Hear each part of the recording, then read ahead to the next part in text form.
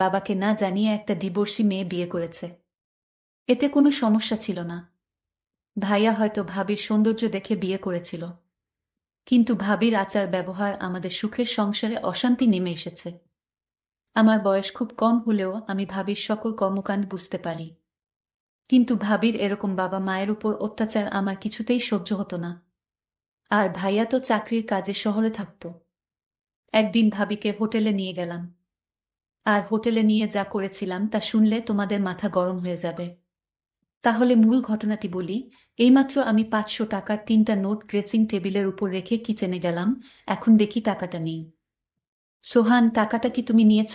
ভাবির এই কথা শুনে আমার মাথা জ্বলে উঠল। শেষ পর্যন্ত চোর বানিয়ে দিল আমাকে। ছি! অবশ্য বেকারদেরকে মানুষের অনেক কথা শুনেই বেমালুম হজম করতে হয়। কথায় কথায় মাথা জ্বলে উঠলে চলে না। অনেক কষ্টে নিজেকে সামলে নিয়ে বললাম, না ভাবি, আমি নেইনি। হয়তো অন্য কোথাও রেখেছ, ভালো করে খুঁজে দেখো। ভাবি বলল, সব জায়গায় খুঁজেছি, কোথাও নেই। তুমি একটু মনে করে দেখো। এমনও তো হতে পারে তুমি মনের ভুলে নিয়ে মানিব্যাগে ঢুকিয়ে ফেলেছ, এখন মনে করতে পারছো না। এবার সত্যি সত্যি মাথায় আগুন চলে গেল। আমি খুব হালকা স্বরে বললাম, ভাবি, তুমি যেভাবে আমাকে অপমান করছো, এর মধ্যে যে চূড়ান্ত রকমের একটা ছোটলোকি আছে। তুমি কি তা বুঝতে পারছো? এই কথায় ভাবি শ্রাব্য অশ্রাব্য ভাষায় যা বলা শুরু করলো, তাতে তাকে আর একটা ভদ্র বাড়ির ছেলে, বউ কিংবা কোনো ভালো ঘরের মেয়ে বলা যায় না। এক পর্যায়ে সে বলেই ফেলল, ধামরা একটা ছেলে বছরের পর বছর ভাইয়ের ঘাড়ে বসে বসে হাতির মতো গিলছে। ৪ পয়সা ইনকামের মুরদ নেই, সে কি না আমাকে বলে ছোটলোক। আমি বারবার এদিক ওদিক তাকাচ্ছি, যেন মা এইসব কথা কোনোভাবে শুনতে না পায়।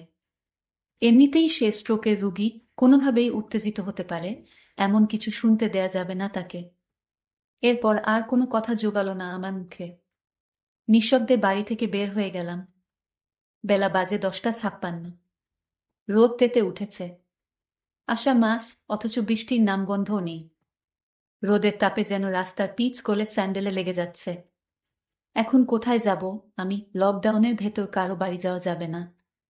আমাদের বাড়িটা চাঁদপুর শেরশাহ সুরি রোডে। এখান থেকে হেঁটে হেঁটে রেসিডেন্সিয়াল কলেজের পাশ দিয়ে চন্দ্রিমা উদ্যানে চলে যাওয়া যায়। বসার জন্য খুব নিরিবিলি একটা জায়গা। আমার একটা নিরিবিলি জায়গায় এখন সবচেয়ে বেশি দরকার। খুব কঠিন একটা সিদ্ধান্ত আমাকে নিতে হবে, এবং সেটা আজই, এখনই। একটা ভবনের পেছন দিকে লেকের পাড়ে নিরিবিলি একটা জায়গা দেখে বসে পড়লাম। সংসারের হিসাবটা কিছুতেই আর মিলছে না। অল্প কিছু দিনের ভেতর সবকিছু কেমন এলোমেলো হয়ে গেল। অথচ আমাদের সংসারটা ছিল ছবির মতো সুন্দর, গোছানো, পরিপাটি। সেই ছবির রং ঝাপসা হতে শুরু করলো এক সময়। বাবা মারা গেল প্রায় 5 মাস হতে চলল। এরপর থেকে সেই ছবির শুধু ফ্রেমটাই রয়ে গেল, বাদবাকি সব হারিয়ে গেল কোথায় যেন। এই তো সেদিনের কথা, আমরা দুই ভাই আর বাবা মা মিলে একসাথে ক্যারাম খেলেছি। বাবা একটু সময় বের করতে পারলেই ফুরুত করে ঘুরতে গিয়েছে আমাদেরকে। বাড়িটা সারাক্ষণ হাসি আর আড্ডায় গমগম করত। আর আজকের অবস্থা দেখলে নিজেই অবাক হই। মনে হয় আদৌ এইটা আমাদের বাড়ি। ভাইয়া পড়ালেখা শেষ করার পর 19 সালের জুলাই মাসে একটা মাল্টি ন্যাশনাল কোম্পানিতে উচ্চ পদে চাকরি নিল। ভালো বেতন, মতিঝিলে অফিস। এর মাস খানিকের মাথায় কাউকে কিছু না জানিয়ে হুট করে এক সন্ধ্যায় ভাবিকে নিয়ে উপস্থিত। তারা নাকি গোপনে কাজী অফিসে গিয়ে বিয়ে করেছে। ভাবির বাড়ি কুমিল্লার বরুড়ায়। ফেসবুকে পরিচয়, সেখান থেকে প্রেম, আর তারপর বিয়ে। ভাবির এর আগেও একটা বিয়ে ছিল, সে পর আমার ভাইয়ার সাথে তার পরিচয়। আমরা সবাই খুব আপসেট হলাম এই ঘটনায়। ভাইয়ার মতো একটা চমৎকার গোছালো এবং দায়িত্বশীল ছেলে কাউকে কিছু না জানিয়ে এভাবে বিয়ে করে ফেলবে, এটা মানাই যায় না। আর তাছাড়া আমাদের বাড়িতে যদি অমত করার মতো কেউ থাকতো, তাহলে ভিন্ন কথা ছিল। আমরা দুই ভাই মোটামুটি বড় হলে বাবা মা আমাদেরকে খুব পরিষ্কারভাবে বুঝিয়ে বলেছে যে জীবনে চলার পথে কাউকে ভালো লাগতেই পারে। এটা খুবই স্বাভাবিক। এমন কিছু হলে অবশ্যই যেন সবার আগে বাড়িতে শেয়ার করি। আজ পর্যন্ত আমাদের দুই ভাইয়ের কোনো যৌক্তিক কাজে বাবা মা বাধা দেয়নি, বরং সব সময় উৎসাহ দিয়ে এসেছে। সেখানে ভাইয়ার কাছ থেকে এটা কেউই আশা করেনি। এই ব্যাপারটা নিয়ে বাবাই সবচেয়ে বেশি আপসেট হয়ে পড়ল। মা তাকে বোঝাতে চেষ্টা করল যে রাব্বি যদি মেয়েটাকে নিয়ে সুখী হতে পারে তাহলে আমাদের আর আপত্তি করে লাভ কি, যা হওয়ার তা তো হয়েই গেছে। আর তাছাড়া দুইজনের সম্মতিতেই বিয়েটা হয়েছে, দুজনই ম্যাচিউরড, সুতরাং এখন স্বাভাবিকভাবে ব্যাপারটা মেনে নেওয়াই সব দিক দিয়ে ভালো। ভাবির আগের বিয়ে নিয়ে বাবা মা কেউই কোনো কথা তোলেনি এই পর্যন্ত। ডিভোর্স একটা মেয়ের জীবনের খুব দুর্বল একটা জায়গা। সুযোগ বুঝে এই জায়গায় খোঁচা দেয়া কোনো ভালো মানুষের কাজ না। মা শুধু ভাইয়াকে আড়ালে ডেকে নিয়ে সেই রাতে বলেছিল, রাব্বি, তোর বাবার মনে এত বড় দুঃখ দিলি, তার কত পরিকল্পনা তোর বিয়ে নিয়ে। খুব ধুমধাম করে বড় ছেলের বিয়ে দিবে, আনন্দ ফুর্তি করবে। মানুষটা খুব কষ্ট পেয়েছে রে, স্রেফ এইটুকুই।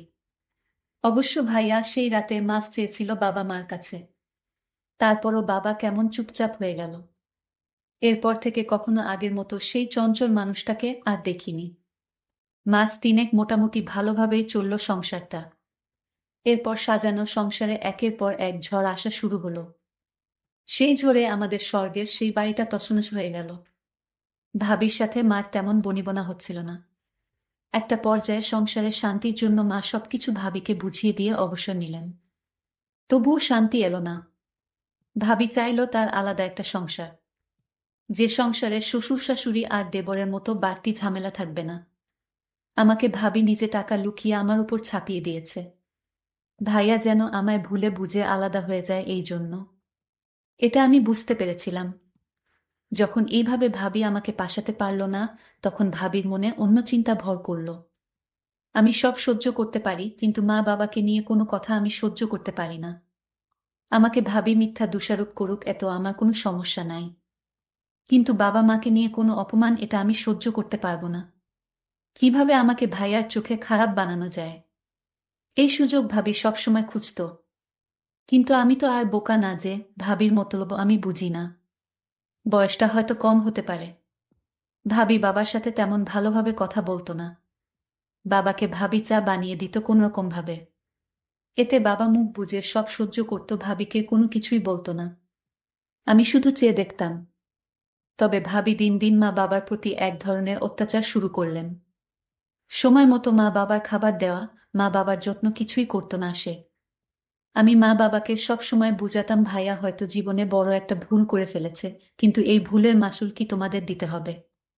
এ আমি কিছুতেই হতে দিব না। ভাবিকে দেখতাম, বেশিরভাগ সময় দেখতাম ফোনে কার সাথে জানি কথা বলতো। ভাইয়া যখন বাড়িতে থাকতো না, তখন ভাবি কার সাথে যেন কথা বলতো ফোনে সারাক্ষণ।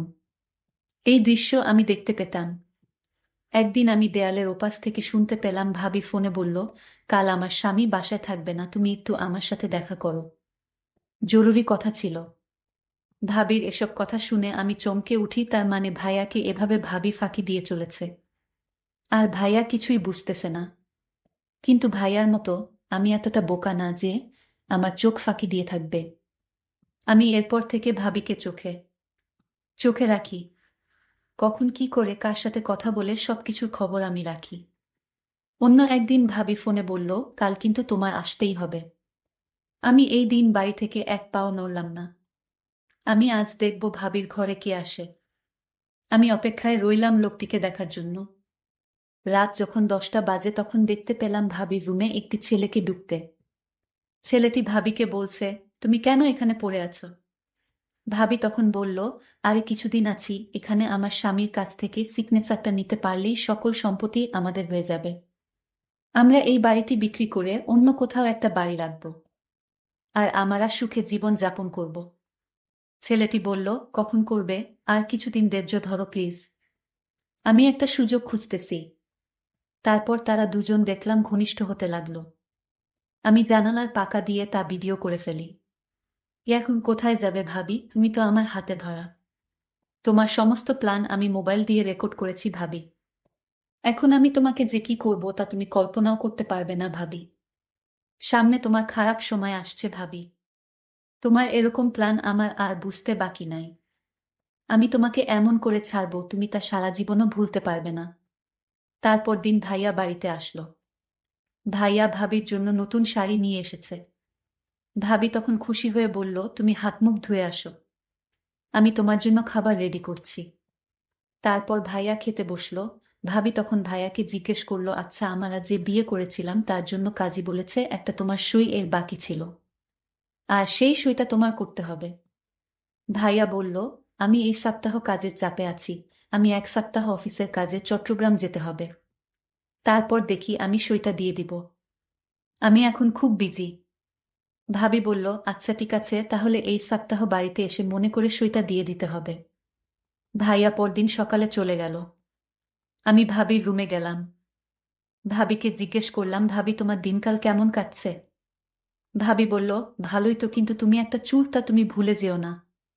আমি বলেছিলাম, ভাবি তুমি কেন আমায় মিথ্যা অপমান করছো?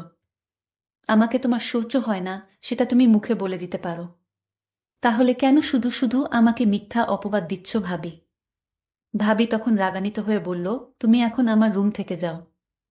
আমি বললাম, ভাবি তুমি যে আমায় চোর বলেছ, মনে রেখো ভাবিকে যে আসল চোর তা তুমি খুব শীঘ্রই জানতে পারবে। ভাবি আমার কথা শুনে কিছুটা অবাক হয়ে গেল। তুমি আমাকে ভয় দেখাও নাকি? আমি বললাম, ভাবি ভয় না, যা সত্যি তাই বললাম। ভাবি তুমি সময় মতো সব টের পাবে। ভাবি মনে মনে চিন্তা করতে লাগলো, আমার দেবর কি আমার সব প্ল্যানের কথা কি জেনে গেছে নাকি? না, সে জানবে কি করে? আমার তো প্ল্যানটা একমাত্র ও ছাড়া একটা পাখি পর্যন্ত জানে না, তাহলে সে জানবে কি করে?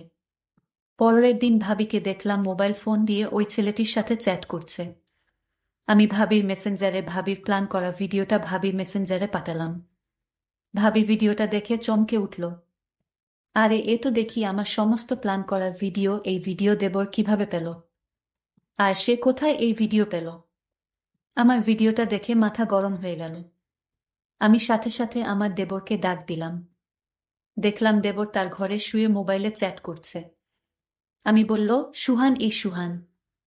আমার দেবরের নাম সোহান। আমি তাকে ডাক দিলাম, সে আমার ডাক শুনেও না শোনার ভান করল। আমি 3টা ডাক দিলাম জোরে জোরে। সোহান তখন বলল, আরে ভাবি আপনি এত রাতে কি হয়েছে? ভাবি কোনো সমস্যা? ভাবি বলল, তুমি জেনেও না জানার ভান করছো কেন? আমি বললাম, ভাবি তুমি কি পাগল হয়ে গেছো? আমি কি জানি? আমি কিছু জানি না। আর তুমি কিসের কথা বলছো? ভাবি তখন বলল, তুমি এই ভিডিও কোথায় পেলে? আরে আমি এই ভিডিও, তুমি যার সাথে সম্পদ চুরি করে যার সাথে পালিয়ে যাবার প্ল্যান করছিলে সেই আমাকে এই ভিডিও দিয়েছে ভাবি। ভাবি আমার কথাটা বিশ্বাস করতে পারল না মনে হয়। ভাবি বলল, এ হতে পারে না। আমি বললাম, ভাবি তোমার প্ল্যান করা সমস্ত ভিডিও আমার কাছে আছে। আমি এই ভিডিও ভাইয়াকে দেখাবো, তারপর থানায় গিয়ে মামলা করব। তোমাকে সারা জীবন জেলে থাকতে হবে ভাবি। ভাবির সুন্দর মুখখানা শুকিয়ে গেল আমার কথা শুনে। ভাবি দেখলাম অনেক ভয় পেল।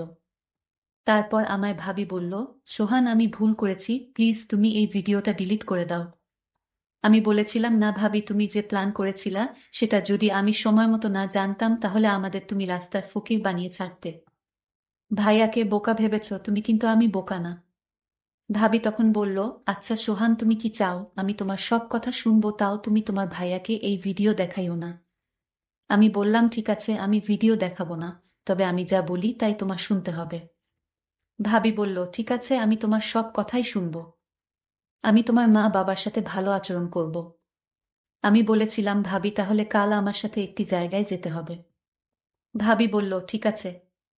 আমি ভাবিকে পরদিন সকালে ভাবিকে নিয়ে পটুয়াখালী ঘুরতে গেলাম। ভাবিকে বললাম, ভাইয়া ফোন করলে কি বলবে? ভাবি বলল, আমি বলবো আমার বাবা অসুস্থ, তাই আমি বাবাকে দেখতে এলাম। আমি 2-4 দিন বাবার সাথে থাকতে হবে। ভাবিকে বললাম, ভাবি তুমি তো দারুণ বুদ্ধিমতী। হঠাৎ আকাশের অবস্থা খুব খারাপ হলো, প্রচণ্ড ঝড় বৃষ্টি হতে শুরু করলো। আমি ভাবিকে নিয়ে একটা হোটেলে গেলাম, কারণ এখানে যারা ঘুরতে আসে তারা হোটেলেই থাকে। আমিও একটা হোটেল নিলাম। ভাবিকে বললাম, ভাবি তুমি হোটেলে বস, আমি কিছু খাবার নিয়ে আসি। আমি খাবার নিয়ে আসলাম। ভাবি তখন বলল, আমি নিচে শুয়ে পড়ি, তুমি কাঠে শুয়ে পড়ো। আমি বললাম, না কোনো সমস্যা নাই, তুমিও কাঠেই শু। ভাবি আমার সাথে কোনো কথা না বলে কাঠে এসে শুয়ে পড়ল। আমি সারা রাত ঘুমাইনি। আমার মনে একটাই চিন্তা, আমার মা বাবাকে এবং আমার সহজ সরল ভাইকে যেভাবে ঠকালো তার প্রতিশোধ আমাকে নিতে হবে। আমি ভাবিকে বললাম, ভাবি আজ আমি তোমায় যা বলবো তাই শুনবে, তুমি কিন্তু আমায় কথা দিয়েছিলে। ভাবি বলল, আমি তো বলেছি তোমার সব কথাই রাখবো। আমি বললাম, ভাবি তুমি কি ভাইয়ার সংসার করবে নাকি ওই ছেলের সাথে চলে যাবে? ভাবি বলল, যদি ওই ছেলের সাথে চলে যেতে চাইতাম তাহলে আমি তোমাকে বলতাম না যে তোমার ভাইয়াকে সেই ভিডিওটা দেখাতে। আমি যা করেছি সব ভুল করেছি। আমি তোমার সাথে তোমার বাবা মায়ের সাথে অন্যায় করেছি। এটার জন্য তুমি আমায় যে শাস্তি দিবে সেই শাস্তি আমি মেনে নিব। শুধু তোমার কাছে একটাই অনুরোধ, তোমাদের পরিবারে আমাকে থাকতে দাও। আমি ভাবিকে বললাম, ভাবি আমি আজ তোমাকে হোটেলে নিয়ে কেন আসলাম জানো? শুধু তোমার মনটা পরীক্ষা করার জন্য। আমি যা বুঝলাম তুমি সংসারটা বাঁচানোর জন্য সব করতে পারো, এটা আমি পরিষ্কার বুঝেছি ভাবি। আর তুমি কি করে ভাবলে আমি তোমার উপর এসব করার জন্য জুলুম করব? শোনো ভাবি, আমি তোমাকে এখানে আনার একটাই উদ্দেশ্য, যেন তুমি ভালো হয়ে যাও। দেখো ভাবি, আমি আজ ইচ্ছা করলে আমি অনেক কিছুই করতে পারতাম, কিন্তু আমি তা করিনি।